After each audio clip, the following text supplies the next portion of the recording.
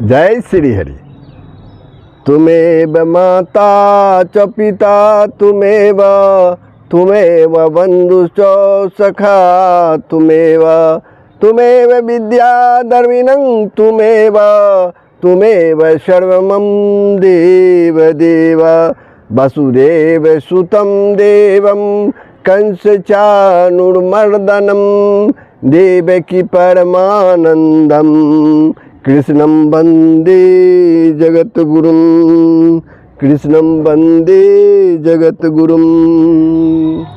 प्रभु जय श्री हरि, जय श्री कृष्ण।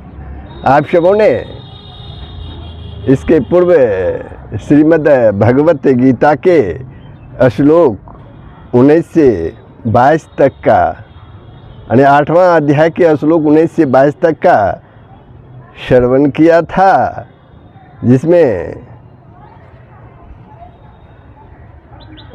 प्रभु श्री कृष्ण जो है अर्जुन को 7वें प्रश्न का उत्तर देते हुए अंतकाल में किस प्रकार मनुष्य परमात्मा को प्राप्त होता है, यह बात भली भांति उन्होंने अर्जुन को समझाई। प्रसंगवश यह बात भी कही है कि भगवत प्राप्ति न होने पर ब्रह्मलोक तक पहुंचकर भी जीव जो है आवागमन के चक्कर से नहीं छूटता, परंतु वहाँ यह बात नहीं कही गई है कि जो वापस न लौटने वाला स्थान को प्राप्त होते हैं वे किस रास्ते से और कैसे जाते हैं, तथा इसी प्रकार जो वापस लौटने वाले स्थानों को प्राप्त होते हैं वे किस रास्ते से जाते हैं। अतः इन दोनों मार्गों का वर्णन करने के लिए भगवान जो है अगले श्लोक श्रीमद् भगवत गीता के 8वें अध्याय के श्लोक 23 और 23 के आगे बतलाते हैं प्रभु श्री कृष्ण। तो प्रभु श्लोक 23 पर आरंभ हो, उसके पूर्व आप लोगों से नम्र निवेदन है, आप जो श्लोक है गीता का उसका श्रवण करें, पुण्य के भागी बने, कमेंट अवश्य करें, लाइक करें, अगर पसंद ना हो तो डिसलाइक भी कर सकते हैं। तो जय श्री हरि, जय श्री कृष्ण। अब श्लोक 23। यत्र काले तु अनाविर्तम आविर्तम च एव योगिनः प्रयतः यान्ति तम कालम वक्ष्यामि भरतवर्षभः।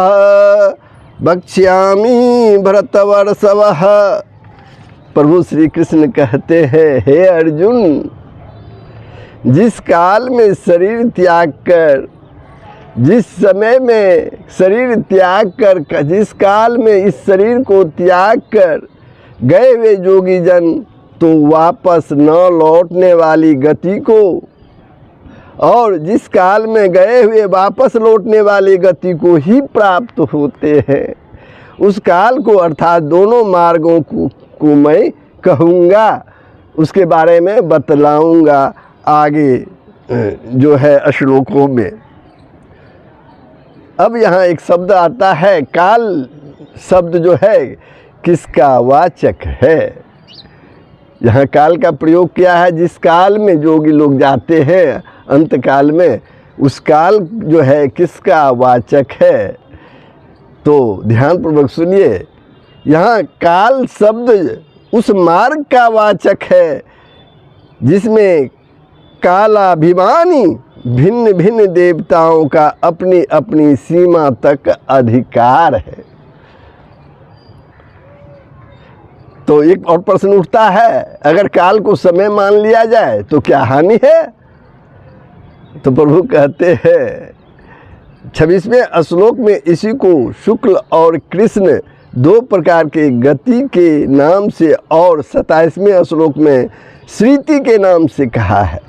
आगे जो श्लोक आएगा वे दोनों ही शब्द मार्गवाचक हैं, इसके सिवा अग्नि, ज्योति, धूम पद भी समयवाचक नहीं है। अतएव 24वें और 25वें श्लोक में आए हुए तत्र पद का अर्थ समय मानना उचित नहीं होगा। इसलिए यहाँ काल शब्द का अर्थ कालाभिमानी देवताओं से संबंध रखने वाला मार्ग मानना ही ठीक है।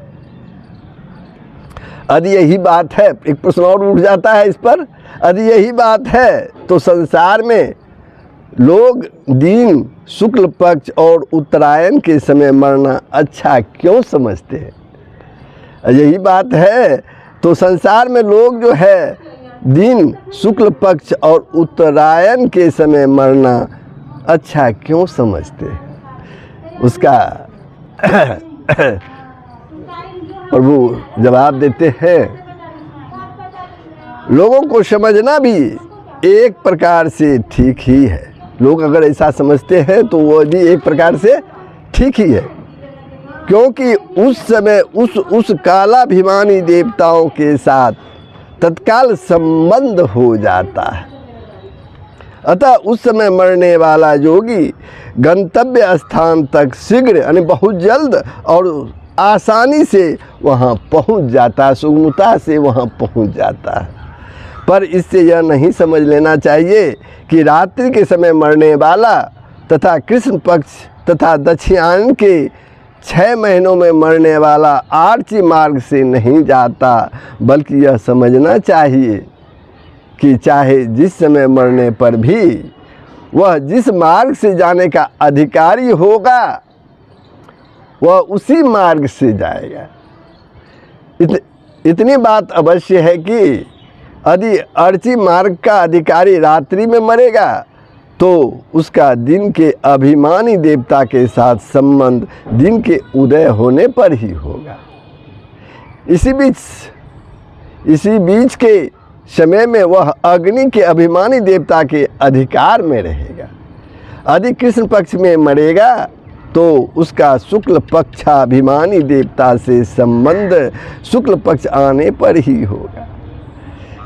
इसके बीच के समय में वह दिन के अभिमानी देवता के अधिकार में रहेगा।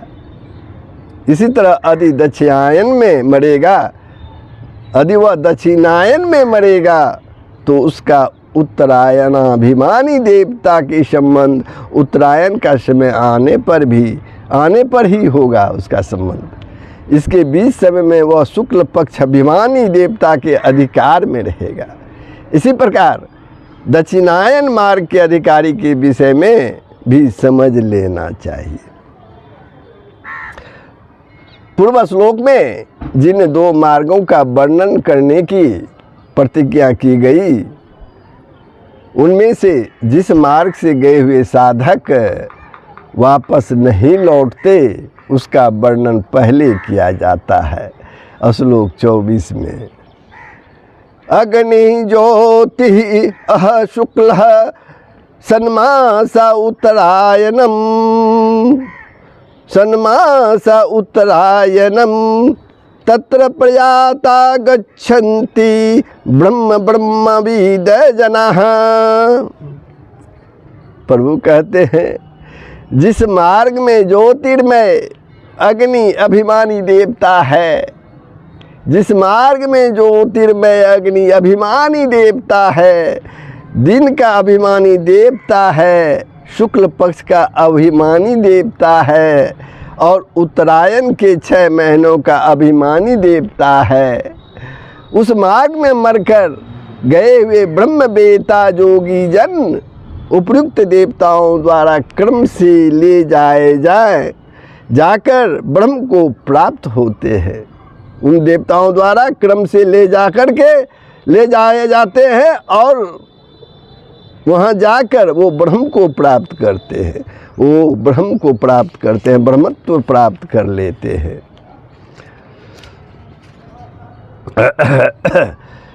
इस प्रकार वापस न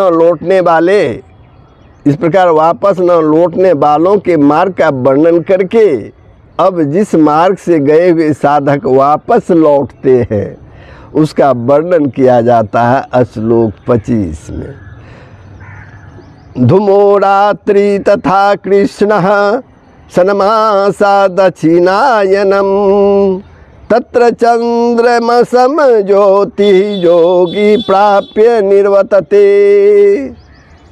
जिस मार्ग में धूमा अभिमानी देवता है, जिस रास्ते में धूमा अभिमानी देवता है, रात्रि अभिमानी देवता है तथा कृष्ण पक्ष का अभिमानी देवता है और दक्षिणायन के 6 महीनों का अभिमानी देवता है, उस मार्ग में मन कर गया हुआ सकाम कर्म करने वाला योगी उपयुक्त देवताओं के द्वारा कर्म से ले गया हुआ चंद्रमा की ज्योति को प्राप्त होकर स्वर्ग में अपने शुभ कर्मों का फल भोग कर ही वापस आता है। कर्म भोग का फल भोग कर ही वापस आता है। अब एक प्रश्न उठता है कि दक्षिणायन मार्ग से जाने वाले को योगी क्यों कहा? तो प्रभु कहते हैं स्वर्ग आदि के लिए पुण्य कर्म करने वाला पुरुष, स्वर्ग प्राप्ति के लिए पुण्य करने वाला पुरुष भी अपनी ऐहिक भोगों की प्रवृत्ति का निरोध करता है। इस दृष्टि से उसे भी योगी कहना उचित है। इसके सिवा योग भ्रष्ट पुरुष भी इस मार्ग से स्वर्ग में जाकर वहाँ कुछ काल तक निवास करके वापस लौटते हैं, वे भी इसी मार्ग से जाने वाले हैं, अतः उनको योगी कहना उचित ही है। यहाँ योगी शब्द का प्रयोग करके यह बात भी दिखलाई गई है कि यह मार्ग पाप कर्म करने वाले तामस मनुष्यों के लिए नहीं है। जो मनुष्य पाप कर्म करता है, तामसी प्रवृत्ति का है, यह मार्ग जो है उसके लिए नहीं है। उच्च लोगों की प्राप्ति के अधिकारी शास्त्रीय कर्म करने वाले पुरुषों के लिए ही है। अब एक प्रश्न और भी उठता है, दक्षिणायन मार्ग से जाने वाले साधकों की प्राप्त होने वाली चंद्रमा की ज्योति क्या है, जो इस श्लोक में आया है, और उसे प्राप्त होना क्या है? चंद्रमा के लोक में उसके अभिमानी देवता का स्वरूप शीतल प्रकाशमय है। उसी के जैसे प्रकाशमय स्वरूप का नाम ज्योति है और वैसे ही स्वरूप को प्राप्त हो जाना चंद्रमा की ज्योति को प्राप्त होना है। वहाँ जाने वाला साधक उस लोक में शीतल प्रकाश में दिव्य देव शरीर पाकर अपने पुण्य कर्मों के फल स्वरूप दिव्य भोगों को भोगता है, अपने दिव्य भोगों को भोगता है।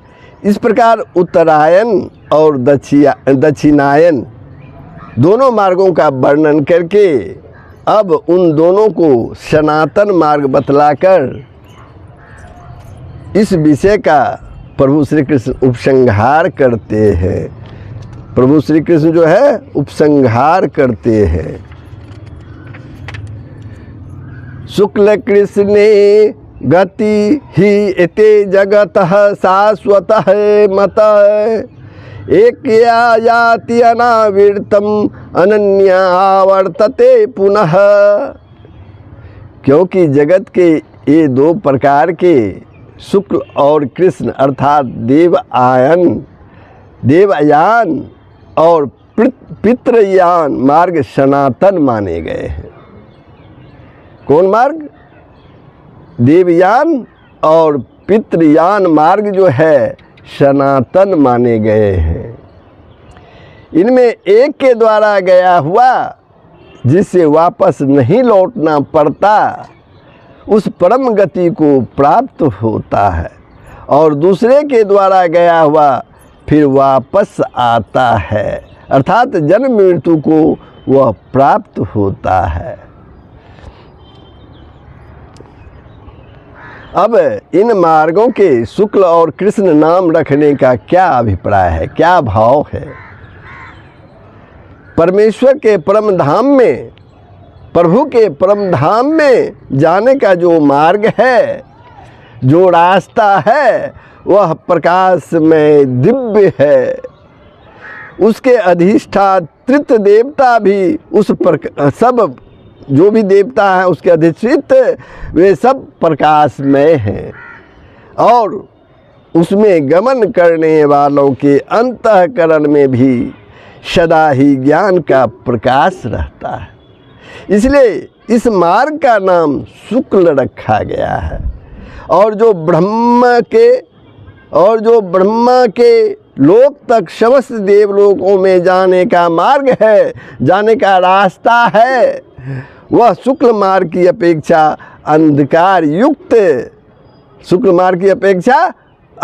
युक्त है। उसके अधिष्ठात्रित देवता भी अंधकार स्वरूप है तथा उसमें गमन करने वाले लोग भी अज्ञान से मोहित रहते हैं। इसलिए उस मार्ग का नाम कृष्ण रखा गया है।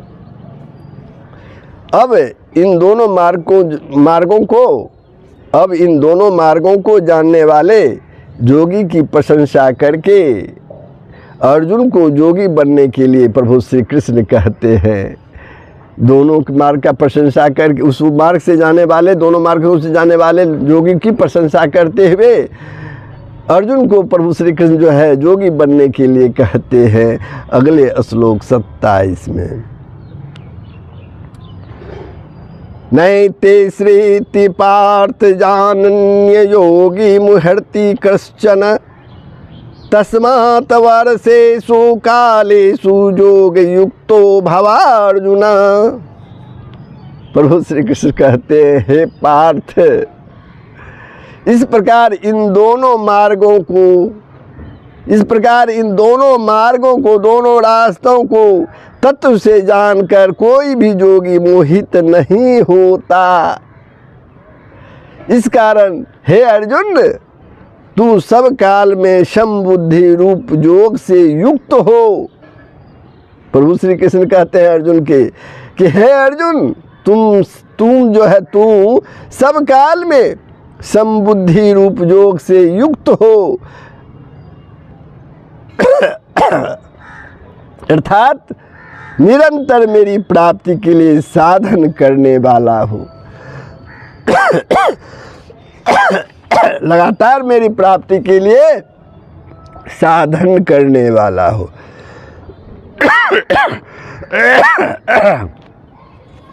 भगवान ने अर्जुन को योग युक्त होने के लिए कहा।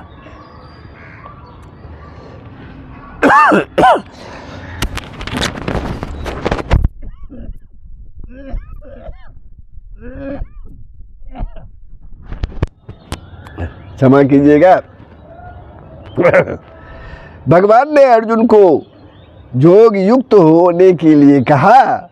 अब योग युक्त पुरुष की महिमा और इस अध्याय में वर्णित रहस्य को समझकर उसके अनुसार साधन करने वाले का फल बतलाते हुए इस अध्याय का यानी 8वें अध्याय का उपसंहार करते हैं प्रभु श्री कृष्ण अगले श्लोक 28 में। वेदेषु यज्ञेषु तपःसु च एव दानेषु यत् पुण्यफलं प्रदिष्ठम् अत्येति तत् सर्वम् इदं विदित्वा योगी परं स्थानम् उपैति च आद्यम्। प्रभु कहते हैं योगी पुरुष इस रहस्य को तत्व से जानकर वेदों के पढ़ने में तथा यज्ञ तप और दान आदि के करने में जो पुण्य फल कहा है उस सब को निसंदेह उल्लंघन कर जाता है, वह सनातन परम पद को प्राप्त होता है।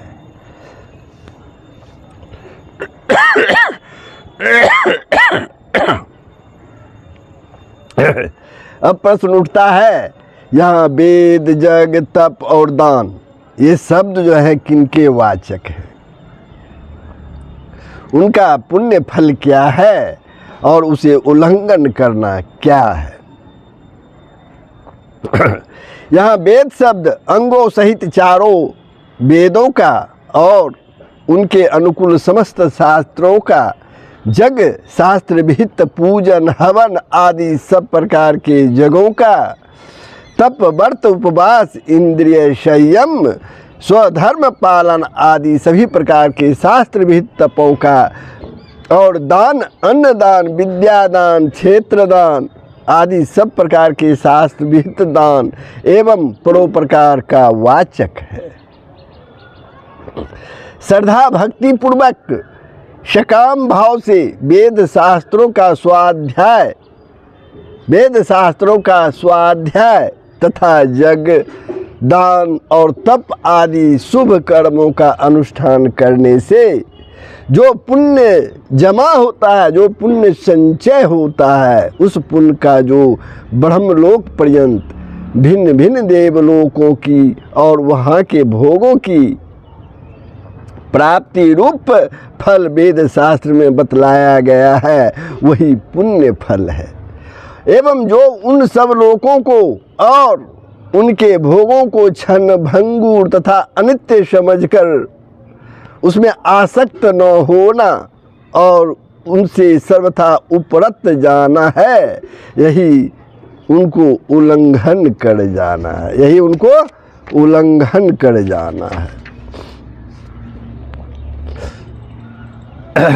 आद्यम और परम विशेषण के सहित स्थानम पद किसका वाचक है और उसे प्राप्त होना क्या है? इस अध्याय में जो भगवान के परम धाम के नाम से कहा गया है, वहाँ जाकर मनुष्य पुनः इस संसार चक्र में नहीं आता।